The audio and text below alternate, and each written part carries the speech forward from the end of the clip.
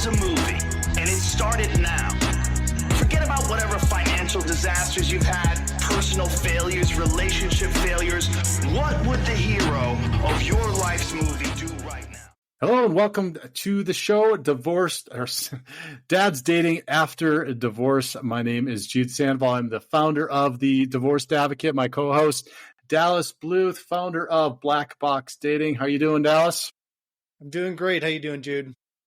I'm doing good, but apparently I have too many podcasts going on, and I can't remember which one I'm recording at the moment. So, yeah, that's focus, man. Focus sometimes. Well, that and kids and work and all of that stuff. So the dads that are listening, I'm sure have a little bit of grace for me around that and know how that brain just kind of diverts off into all different directions. But anyway, I would try to keep it back focused on Dad's Dating After Divorce because we got some fun conversation to chat about today. And and I'll give you some background because I didn't on how I found this. So Joe Jonas and Sophie Turner are two kind of mega stars. One's an actress. One is a pop music star, and I guess I think he does some acting too.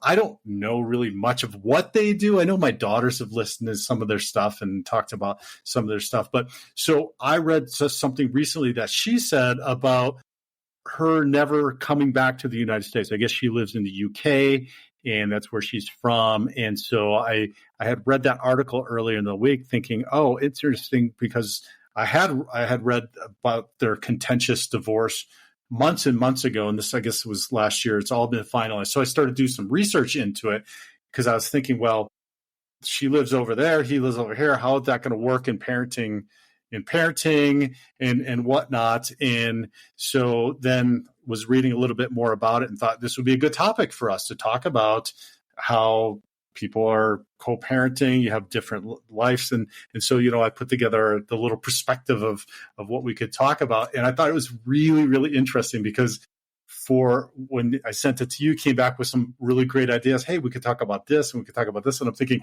oh my gosh, this is really interesting because those weren't the top. Those are things that crossed my mind, but weren't like the top one or two things that crossed my mind. So that's cool. This is going to be a great conversation because you, being the dating and relationship coach, have a perspective that is really honed in on some specific stuff with the dads and how they can mitigate some stuff. And mine is a little bit of a different perspective, right? Having been a dad, talking with thousands of dads, and also been dating as a dad for the last decade, right? So let's dive into it. It's just really, really interesting.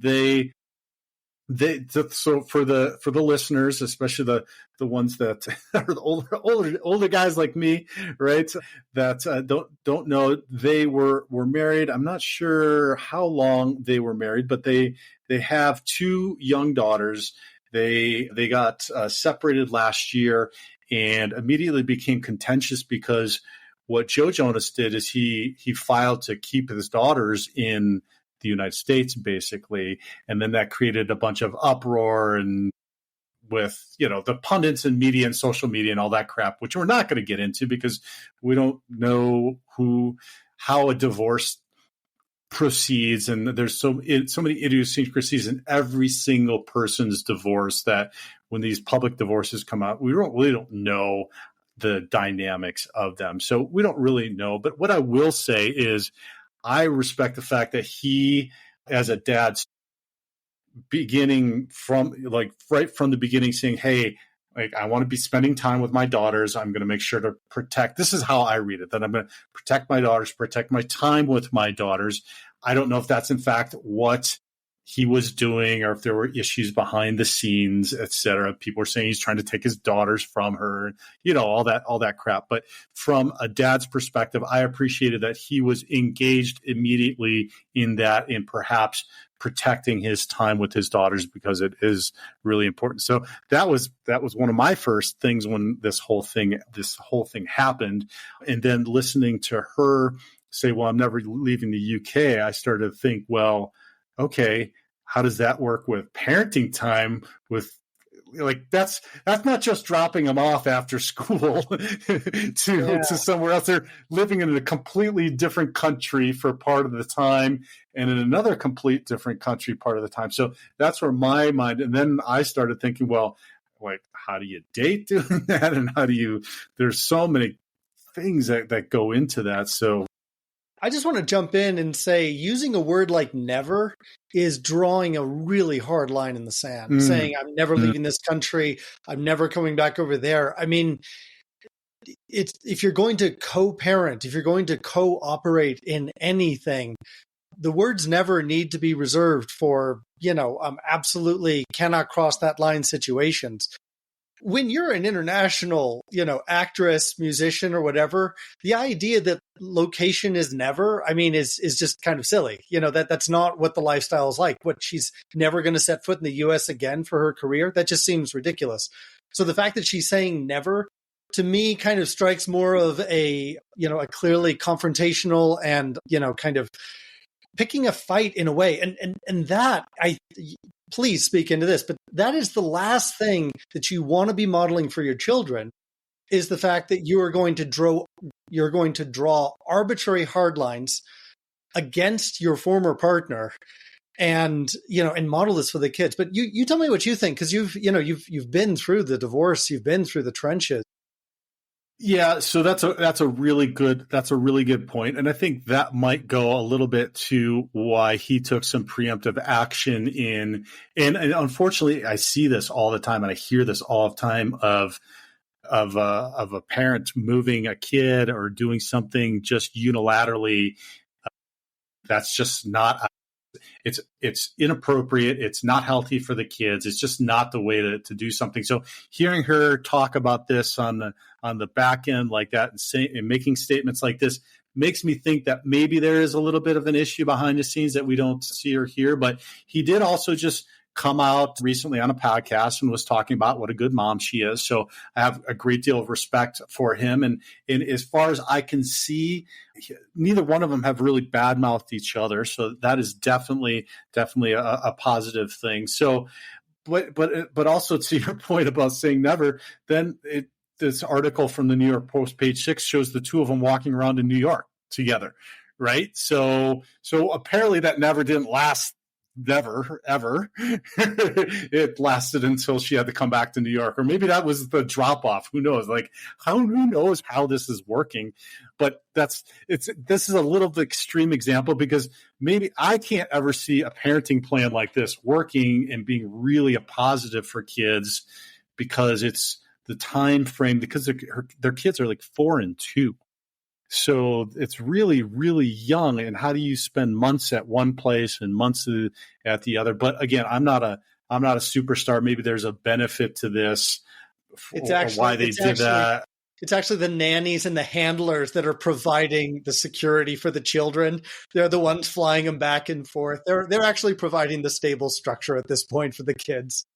Yeah, it almost seems like a Brad Pitt, Angelina Jolie setup where it's, you are the quote unquote parents of record, but there's a whole lot of other things and people and dynamics going into that, which most everybody listening to this, and you and I, are just never going to have an understanding. But I think it is interesting to listen to some of that perspective of hearing. So, like, why would you just unilaterally then just go move to another country and do that without taking the time to talk with your soon-to-be ex about, hey, what is going to be the most effective way for us to go about doing this? And so that is something. So here's a perspective that I was like thinking is one of my top ones, is when you're out in the world of dating then after divorce, and you are inevitably going to be meeting other women that are divorced and have children. What is their parenting time? What is their structure? And kind of some questions to ask around that is, how did you come up with this parenting time? Why did you decide to do this? What does this look like in practice? How is your some of those things, to try to get this perspective of hey, do they have a couple things? Do they have the kid's best interest in mind first? Because if eventually, let's talk about, depending on what your long-term goal is your long-term goal to blend a family? And if it is to blend a family, you want to know that person's mindset is around family first. They're going to be making those decisions. If they go and they do something like this, took off to Florida or the UK or whatever, and then work things out, working backwards from that, that might be a sign to pay attention to, because that's probably a decision-making process that is not isolated to just the parents or just to parenting time. Yeah. Yeah, I'd say that, coming back to making an absolute statement like never, that's a bit of a red flag to hear someone say that. It's great to hear that they're talking well of each other, speaking well of each other. That bodes well. I am a little bit, whenever I see somebody essentially making a power play or a power move, for me, that's oftentimes a signal that the person is compensating for a situation in which they don't feel very powerful. People that feel like they have power in a situation, they're confident, they don't need to make power moves. They'll set boundaries, but a boundary is simply saying no to something. But to say that I'm never going to do this, or we're going to unilaterally make this move, people that have a deep-seated sense of confidence in themselves simply don't need to behave that way. We only puff up our chest and turn our language into absolute type statements when we're trying to shore up what feels inside of us like a weak position. So for me, when I'm dating a woman that has kids, or, going on a date with a woman that has kids, I definitely listen to the way that she talks about her ex, to the way she talks about the situation. To be honest, though, most of the time, my only question when I'm dating a single woman is, what percentage of the time do you have your kids? And at the moment, I'm simply asking it from a selfish point of view is, are you available to actually date? Because yes, the women that have kids 100% of the time, I mean, maybe if they make a good income and they're happy, paying for babysitters, but a lot of the time I've struggled to find women that have kids 100% of the time that are thinking that way. It's sort of like, well, I just have to join their life if I'm going to do it. So, single moms that have no dad in the picture, a lot of the times I'm like, well, unless there is some cosmic connection happening between the two of us, I'll probably keep looking, because there's almost no way for me to get to know them as an adult to assess whether or not we're good, with each other before I get introduced to any even just the corners, the fringes of their adult life. I've seen it as a huge red flag when I get introduced way too early into a woman's family life. I shouldn't be introduced to that for quite a while, in my opinion, several months at least. But yeah sorry. So that's well, that's a lot of good information, but that's a really good point. I wasn't necessarily thinking about going down that route, but I think it's a good, important one to go down, both for the dads and also for paying attention to who you're dating with, which is that time management part of it. It is, and you pointed out the situation, if a woman has the kids 100% of the time, what is her dating strategy? So this is a question that I will ask up front all the time is, so what is your strategy for dating? Like what have you created? How have you curated your life in order to put aside time? You mentioned time. There's no other way to get to know somebody other than spending quality time with them. So like you can text and send cards and whatever, but that's not going to do anything. It's not going to build a deep, meaningful relationship with somebody over a period of time unless you're spending time with them. So that's one of the questions I ask. And I got to tell you, and not just the women that I've dated that are divorced moms or single moms that have 100%, is many women, I don't think, put together a strategy. And I think maybe that's the difference between the male brain and the female brain. And maybe you can speak to this, because oftentimes like even if they have different a parenting schedule where they do have a healthy relationship with the dad, they have no clue or concept. Like there's not something that they've even thought about. Right. And I think that's actually turns into a frustration for a lot of guys. One of the things is, and I'm sure we've all heard this, women are like, I just want it to happen organically. I just want it to happen naturally. Right. It's just going to happen. Well, okay, that's great. And it's wonderful it happens. But in the guy's head, we're like, but if we don't do things to make it happen, it's never going to happen. Obviously, we're speaking in huge, gross generalizations here. But generally speaking, guys tend to like to see like a step A, step B, step C process. And a lot of times women want it to kind of happen. But it happening a lot of times is because the guy's planning something, inviting something, and she just feels like it's a natural occurrence. So a lot of women, well, I don't know. I mean, I feel like a lot of women, are very, very, very structured, particularly if they're single moms, almost to the point where there's no flexibility. I've actually experienced that quite a bit. I want to come back though to the point you were making though about asking women to see what their availability is and realize that as a single dad, people are going to make assumptions about your availability or lack of availability, and they're not necessarily going to take the time to ask that question. So I think advertising it, packaging yourself in it as, I'm a single dad and, I have my kids 3 days out of the week. The rest of the week, is my life to live however I like, and, those sorts of things, because otherwise people could just sort of, paint with a broad stroke what your availability is, what your attractiveness is as a single dad. And I think it's important to show that, no, I have plenty of time carved out for connections. Yeah, that's a great point. That sounds to me on a dating profile. I'm a single dad that has his shit together, right? like a line in there in your summary. A single dad has his shit together. Or a single dad with plenty of room to breathe. Yeah. Yeah. There you go. Which is a great point.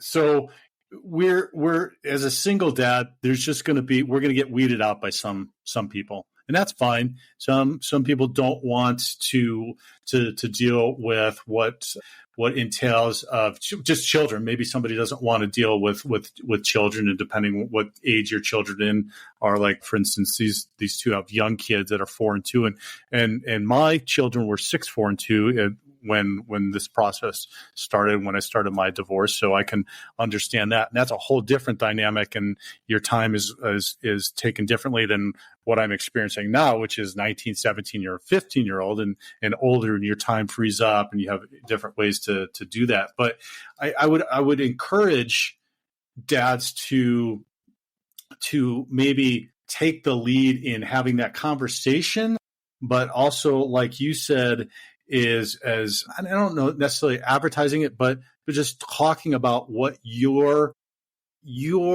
vision is for dating and how you want to go. Have a process for what you want. And so, and that can be different if you're just casually dating, or that can be, and that is going to definitely be different if you're looking to have a long-term relationship or a relationship that ends in marriage. But have that process. Know what that means. Are you going to be seeing each other 3 times a week, 4 times a week? What is that? And what are those? Is that getting together? Is that doing things, et cetera? We're going to do that until we feel comfortable both committing to an exclusive relationship. That's generally they're going to be this time frame. And then we're going to date exclusively after that. And what does exclusively mean? Right? That could be different to different people, right? Like, I've been in monogamous relationships where I was the only one monogamous, right? So that's different to different people. So I would say be very, very clear, very, very definite and defined in what you're doing. You just don't have the time to waste. I can also hear the voices of many, many, many women that I have spoken with saying, yes, be clear about the process, but don't try to control me with your process. Don't try to dictate to me what this is going to look like. So for me, I completely 100% agree with what you're saying, and realize that this is, at least in the beginning, an internal process. This is what I would like it to look like. This is how many, days or evenings a week that I would like to be able to get together. This is what it means to me to be committed to each other. This is what it means to be monogamous with somebody. Although I thought that term was pretty clear. Yeah. Did I. Yeah. And the more we have those things clearly defined inside of us, it becomes a matter of sharing it, voicing it, and really just kind of, I like the word, informing the other person of what we're looking for. When we talk about, well, what's this relationship going to look like? And it becomes this collaborative effort, there's a little more push and pull. I have found that women love to feel that they are being presented with lots of information. Well, not lots of information, that's overstating it. Women like men to present what's going on inside them very clearly, but not require them to make a decision about it right away.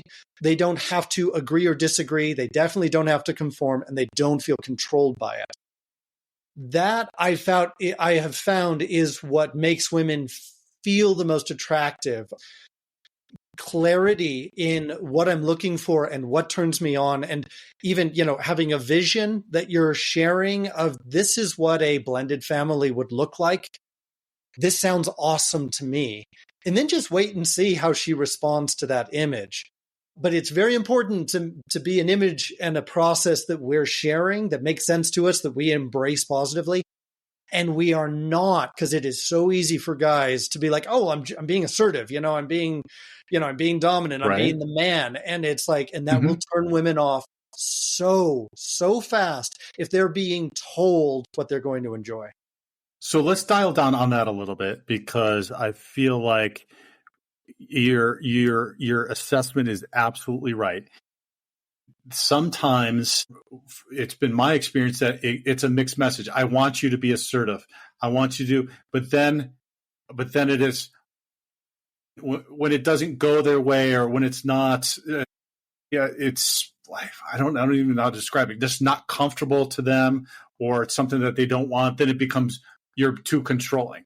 So it's like, okay, well, you said you wanted me to be assertive, and so I've been assertive. I've laid out kind of how I feel, what I think. We've talked about this. You've even agreed to this and said, yeah, like 3 days is good, and let's do that. And then you get down the road a little bit. And what I mean a little bit is that we're talking about in the beginning, maybe when you're just dating, and then none of this stuff is happening. And then you start saying, well, hey, we talked about this. And then it's like, you're being controlling. Like, well, not. Like, we talked about all this, and some of this is communication, right? I'm assuming that you're going to tell me that you need to be better at communicating. Maybe you haven't been communicating well, or whatever it is. But I find that a lot, that it's when they don't have the assertiveness, they want the assertiveness. When they get the assertiveness, it's like, you're too controlling. Right. Dude, man, like this is the biggest, squirreliest topic, because, almost everything that I or anyone can say, you will find plenty of examples to the contrary. And for me, the fundamental guiding principle behind it is, one, getting square with myself, knowing where I am, what's the process that I like, that I enjoy, that looks really good to me, and being open to that being changed and improved with time. When I have that picture, and I'm not entering into a conversation about what is this relationship going to look like. I'm going to tell them the kind of relationship that looks very attractive to me, and then see how they respond to that. They're like, oh man, that sounds awesome. Or like, yeah, I don't really know. That sounds like getting together a lot every week. But you leave it as two distinct people having that conversation. And the way I do that is by presenting where I'm coming from individually. Now, here's the real trick. And this is the thing that a lot of guys never make the distinction on. Anything that you are putting out there as a man needs to be presented as an invitation. Good point. I have this picture of a family life. I have this picture of a first date. I have this picture of our dynamic, whatever it is. I have a picture and I am writing up a pretty little invitation, in cursive with diagrams or whatever. I'm sliding it across the table and I am inviting you to join in that picture with me. Okay. No woman gets pissed off at a guy for extending an invitation. Mm-hmm. What we don't realize as guys is we will quickly and easily go from inviting to requesting, or inviting to expecting, or inviting to demanding, or inviting to holding someone to an agreement or a contract that we thought we drew up 6 months ago, and she's apparently not in the same place. Just to speak to those changing elements, guys, basic masculine energy, grounded, solid, a mountain, the rock that she can count on. That's not to say you can't be emotional. That's not to say you can't change your mind, but you want to have a grounded, rooted nature to yourself. And the reason for that is because, one, it's just basically attractive to all men and women. Men that are grounded are very attractive. Two, the more grounded you are as a man, the more she can relax and free herself up and go into a more feminine place. And the more she's in that carefree feminine place, the more room there is for the dynamic to happen back and forth. Okay, there's ups and downs to that. That feminine energy, once it starts to come out and it's free flowing, she's going to be more happy, more giddy, more playful, and probably more horny, because that's when women are lighthearted, they tend to be more interested in sex. But we also have to realize that at the same time, they're going to be carefree, means they might be more fluid in the moment. They might change their minds more often. And particularly if you enter into a relationship with someone and they begin to a woman, and they begin to relax and they begin to be more themselves, they begin to be more fluid and feminine, we have to accept that fluidity is part of the feminine nature, and we need to make plenty of room for her to be that way, and just let her do it, and then restate on our end. So, sex is kind of part of who I am. This is, and again, we present where we're coming from. We present an attractive invitation for them to join in the experience, and they'll go, "Oh yeah, of course, I forgot," and they'll just change their mind back again. But we have to let them be in that carefree space if we want to enjoy the feminine qualities. Okay, that makes great sense. Let's come up with an example of this, because it's very nuanced, right? Because you're talking about an invitation, and in my mind, in my dude mind, I'm like, all right, once you accept the invitation, then it's like this is the time and dates. Nope. And then you just set to the time and date. But what you're saying is, and this makes sense, but this is one of the difficult challenges in masculine and feminine dynamics, is that's not necessarily like accepting an invitation to a woman doesn't then define time and date and ongoing, and this is, whereas a guy is like, this is it, it's the time and date, and we said we're going to do it 3 times this week, whatever it is. And for her, it's a little bit different. So in application, how do you revisit that invitation? Because I love you said, well, it's an invitation then becomes a request, then becomes a demand. I don't remember what all the words were, but I can see this, and I can see this that what you just described in that scenario is me. Because I'm putting that invitation and doing it in the beginning, and then as soon as they're as soon as they accepted the invitation, and then we get off track, I'm like, okay, you accepted this damn invitation. Like, what part of this is, and then I get frustrated with it. So how do we re-invite, if you will, and stay in our masculine, right? Because then when I get frustrated, that's not attractive at all, because they're like, oh, he's losing his shit, and get it together, buddy. And that's not, why are you so insecure all of a sudden? Right. Exactly. Insecure, controlling, like everything else. I'm just like, no, I'm not. It's just that you accepted the damn invitation. Why are we not doing it? Okay. Yeah. Okay. Really, really good questions. And again, just to reiterate it, these are very, very subtle elements.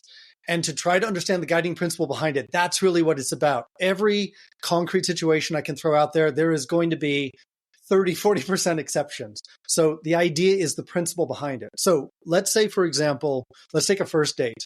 I extended an invitation. She said yes, and it's happening a week from now. Okay, lots of stuff can happen in between, particularly if it was online on one of the apps. Like time goes by really quick. So first of all, first thing we need to understand is you might be the kind of guy that shows up when he says he's going to show up.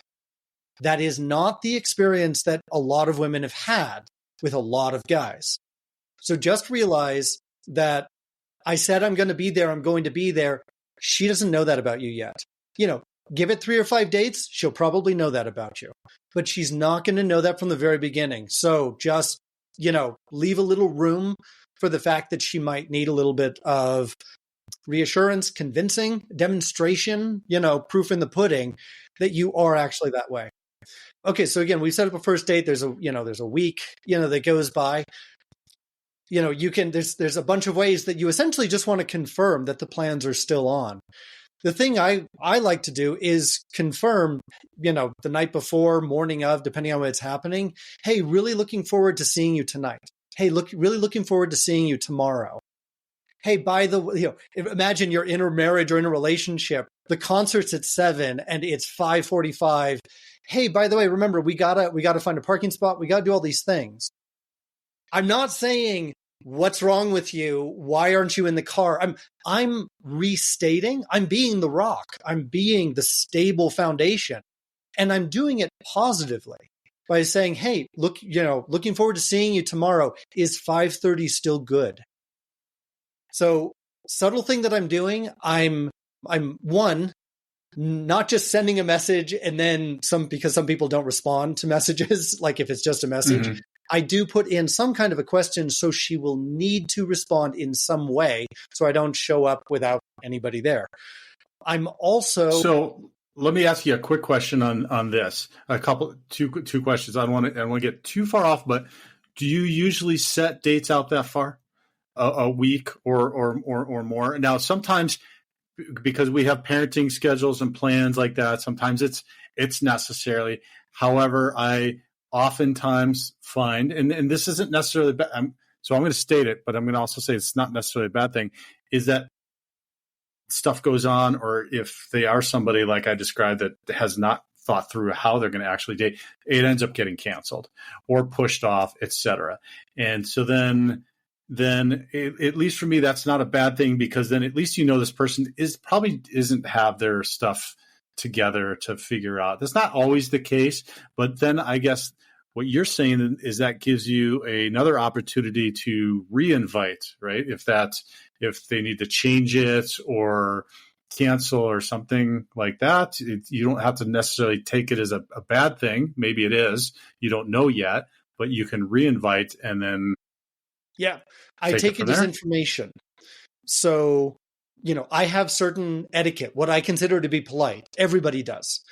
And so with single moms, they usually can't be spontaneous. My experience is they almost always have to plan a ways out in advance.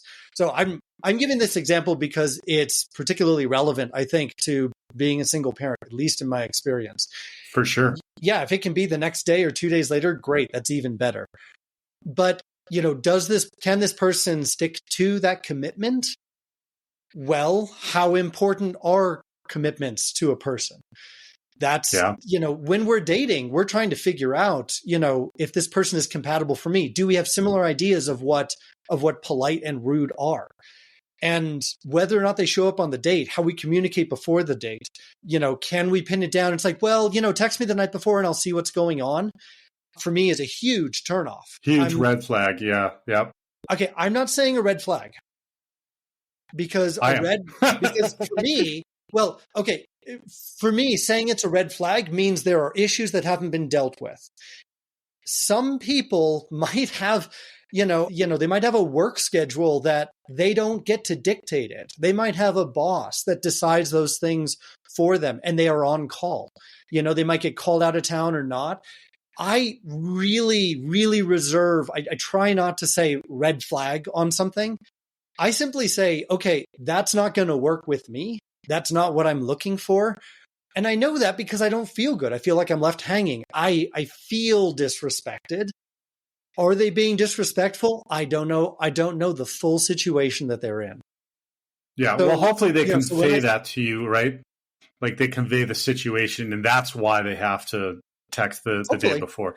Yeah. To me, it'd be a red flag if they don't have that situation and they did that, and it's like, oh, okay, well, I think I completely agree. However, there are plenty of other dudes on Tinder that have no problem with there being a completely fluid environment. Here's the thing: like we're looking for what we fit with. We're looking for what's a match for us. I'm not going to say what is not a match for me is wrong or a red flag. I'm going to have my opinions about it, but labeling somebody or a certain behavior, classifying it, the reason I don't do it is actually because I don't like how that further constricts my mind and my heart. I want to remain open and go, I don't know what the situation is, but I do know that they're not showing up in a way that's connecting with me. We're not landing on the dates. We're not having the dates that I'm looking for. I don't need to know why. And I don't need to really assess the situation further. It leaves me free to stay in a positive, open place where there's no like, oh, well, a bunch of women can't even do this or they can't do that. There's red flags all over. I don't want to condition my mind and my heart to think that way. Right. It's just not going to work for me because of what I'm looking for. So that makes sense. So then if we stay open like that, how do you, if you can get yourself into that mindset, get your mind to reframe, how do you re-invite? And even the next step, maybe you've already gone on some dates and you've talked about this, and then things are not quite happening. How do you go about doing that? How do you reframe your mind, and how do you approach that? So you try to remember and stick to square one, what it is you're looking for in your picture of what a good, enjoyable dating relationship looks like. You stick to it on your end and you represent it. Again, you're like, concert starting at 7:30. We're going to have to get moving here. I'm looking to see somebody at least 2 or 3 times a week. And I understand stuff comes up, but we're really only seeing each other once every 2 weeks here. Again, I'm going to present it as, for me, I want to be able to connect with somebody. I want to see them regularly. I want to touch them regularly.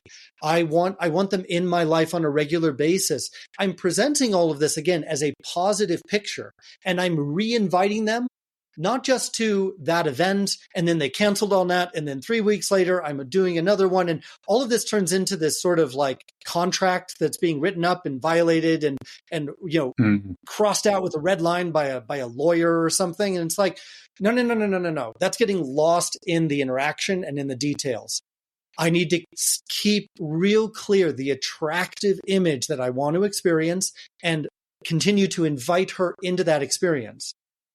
And in the process, can we hit on that real quick? Because what came to my mind was sharing what that is and why that is something that you want. Like you said, I want to experience you 2 or 3 times. I want to get to know you. I want to be able to touch you, see you, admire you, take you out and make you feel pretty, take you out, make you feel, yeah. So if you're sharing the why behind what it is, it's less of a requirement, more of an invitation, right? So that includes you needing to know what it is and why you want to do that, and that might, and also on the flip side of that, it might be that you don't want to do that, and you need to say, hey, I'm all right with, I just am looking once a week or whatever, because you just want to hook up or just have companionship, right? Maybe the guys are just starting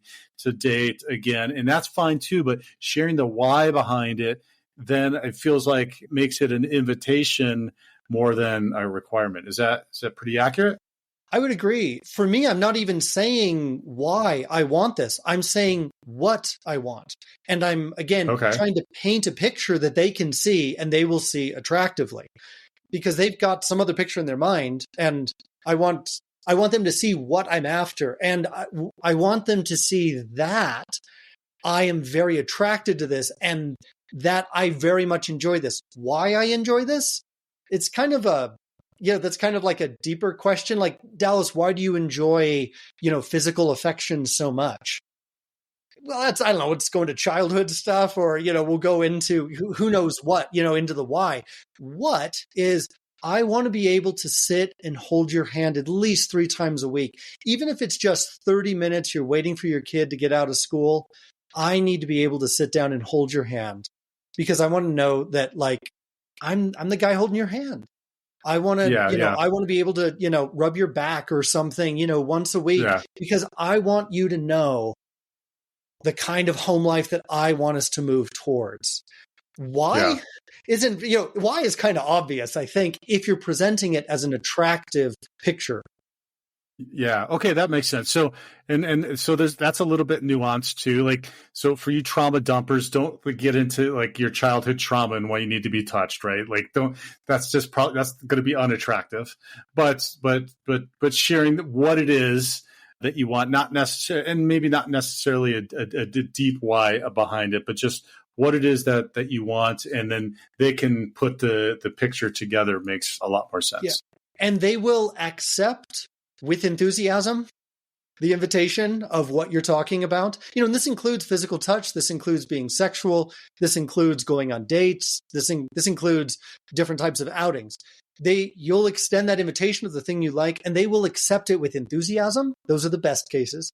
They will accept it more or less with consent, which isn't a whole lot of feelings, and they're just sort of checking it out to see how things go. Or they'll reject the invitation. The important thing as a guy is to realize I'm looking for information about what this woman does with my invitations. I want to be dating women that are enthusiastically writing yes, all caps at the bottom of my invitations, so that when I'm confirming the day before, they're like, yeah, absolutely, looking forward to seeing you tomorrow.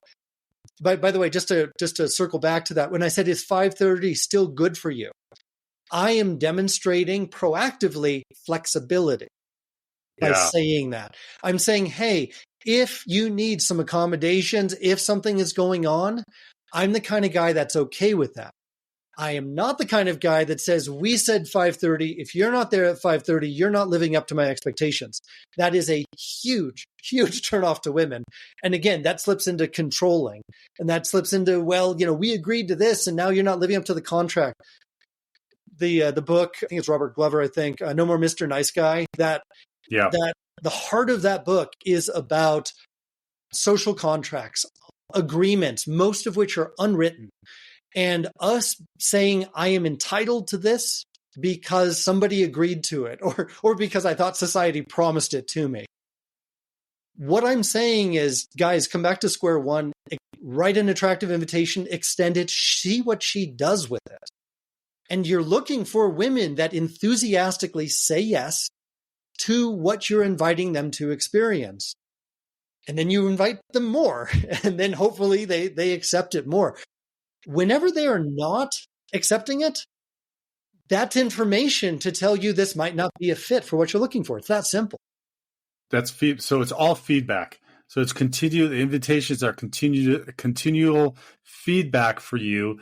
And if you're not getting the excitement or participation or energy, whatever it is that you need through that, then it's helping you to decide, oh, okay, well, this is maybe not something that's going to work out. This is not the relationship, or this is not the structure of a relationship that I want. I wanted to comment, Dr. Robert, on all of this, and maybe this helps us put a neat bow on it. Dr. Robert Glover's got a really good analogy.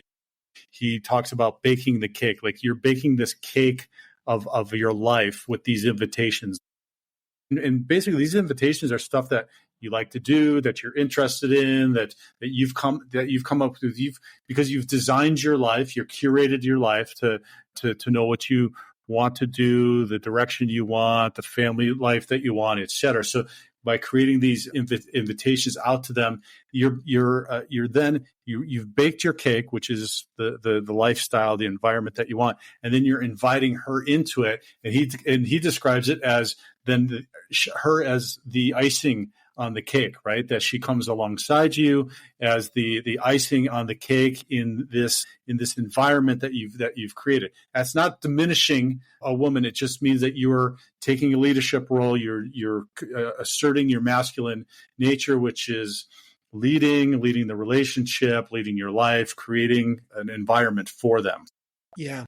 Again, I feel like that's a little bit of a slippery slope to say that we are the cake and they're the frosting. To me, it's a little slippery, and we're leading the relationship, or we're leading the experience. I'm inviting someone to a relationship. I'm inviting them to an experience. And the way I look at it is I'm writing the invitation. So I am authoring it from scratch. I'm the author. When I slide it across the table, you know what's going to happen, like more than half the time? She's going to edit that invitation. So I'm authoring it, but she's changing it. She's editing it. And that is the contribution. And it's not a fair division of labor, because anybody knows this. Writing something from scratch takes more effort. You have to come up with just from nothing. You have to come up with these creative ideas, slide them across the table, and she'll be like, yeah, I don't know about that. How about we do this? And sure. One of the things we have to look for is, what kind of an editor is she? Is she respectful of the effort that we put out? Is she collaborating? Is she looking towards something shared? Or is she being a bit of a princess? Is she being selfish? Yeah. Is she just, and again, like you said, that's the information that we're constantly gathering in the dating process to see if they're the right fit. Right. But I would posit that the feedback and how you handle it and her editing process is effective leadership. So if you're just pissed and you're like, oh, then that's obviously not strong leadership. That's you being butthurt and having an ego. But if you are a healthy leader and you do take that, a healthy leader is going to take feedback, and then we can take it to the next step. When you're leading your family and your relationship, then you're taking feedback all of the time as a leader, and you're making adjustments, and you have to do that. So I still view it as you leading the relationship. And I feel like you are that, us as men, and especially as dads, because then if depending on what you want with a relationship, hopefully it's a healthy romantic relationship then that your kids are watching you have with this person, then they are watching you be a healthy, effective leader then with this person. So I still call it leadership. I think it's important that you are leading. I know that's a loaded word these days, and women don't want to be led, or they don't want to be submissive, and men, to some extent, have abdicated that responsibility a whole lot, and then it gets back. But that's a whole nother podcast episode, right? Yeah. That we can get into. But maybe we just wrap it up then with the idea of leadership being getting feedback and having to then make adjustments around that, and understanding that there's a difference in the dynamics and how they're coming from. Oh, another thing I wanted to say is part of that baking the cake, I feel, in the context of a divorced dad, is you have to, because you've got the family already. So part of this is you do have to invite somebody in to some extent, that they're going to have to buy into your environment and the life that you have created, because some of it is just automatically set. You can't change it. You can't change it. You have however many kids. Hopefully, you're not going to abdicate that responsibility and that duty, right? Which some men do, right? Find the other one, leave the family, which is messed up, and we don't need to go down that one. But so some of it is that you are creating that, and that goes to what we talked about last week, which is really knowing what it is that you want and creating that environment, et cetera. So maybe we just wrap it up around that. Absolutely. Yeah. I completely agree with everything you said. And again, the word leadership, it's a broad term. My particular way is make sure you're exercising self-leadership. That's the picture you have of yourself. And then you're extending an invitation for someone else to experience that leadership as part of their experience as well. Yeah. Certain parts of being a dad, it's a package deal. The kids are there. This isn't going to change. This is simply part of the elements that are coming into it. And you do want to have really strong boundaries in those areas. Extending an invitation is for a particular part of the life. And there are certain parameters that can change. But to your point, there's a whole lot that doesn't. Yeah. There's a whole episode waiting right here on that leadership component. Yeah. And I want to make the point too, is this may be uncomfortable. So if you are a codependent, we talked about the No More Mr. Nice Guy. It's a repackaging of codependency and talking how to not be a codependent guy within the context of relationships in your life. But this might be uncomfortable for you. And it's going to be a challenge and a work in progress for you to have to deal with that discomfort around this, and going back, wrapping it back around to the Joe Jonas and Sophie Turner thing. There was probably not this dynamic that was a healthy dynamic. Otherwise, she wouldn't have just taken off unilaterally and done her own thing. I think that we see that probably in a lot of our relationships. So some of this might be a mirror for you guys. Right. If you're not getting the feedback, and that's not a bad thing either. This is all feedback. There's no failure, right? There's no failure if she says no on to a date. There's no failure if it doesn't go how you want it to. It's all feedback. So some of this might be a mirror that's feedback. And I know that this was the case for me. It was like, oh man, I got a lot of work to do, but that's okay. Yeah. And there is, to your point, there is so much discomfort in behaving differently in this way. But I can tell you, because I've gone through the process myself, the amount of fresh air and breathing room that you get on the opposite side, not being tethered and attached to the outcome and to another person, having to be happy by what I am or am not doing, it is so worth the discomfort. It is really worth it. Absolutely. And that's like a whole nother episode too, which is don't be tied to outcomes, right? Like that is a tremendous one, but let's leave that as a hook for a future one, not being tied to, because that's a tough one, but the freedom, like you said, and I'll just reiterate, is just tremendous in your life on that. Awesome. Well, that was really, really good, Dallas. Those that are listening, how can they get in touch with you to get some more of your pearls of wisdom? Thanks, Jude. Yeah, find me on YouTube. That's the best way to get long form material. If you're interested in knowing about my group and private coaching and events that I'm at around town, check out blackboxdating.com. And Jude, thanks again for having me on. It is so fun being your co-host on Dad's Dating After Divorce. I just love digging in this stuff with you. You bring so much interesting questions, to the table. Thanks, my friend, and I appreciate your ability to cut through some of this stuff. And we just revamped and doing this like last week, this week. You just got stuff spinning in my head now.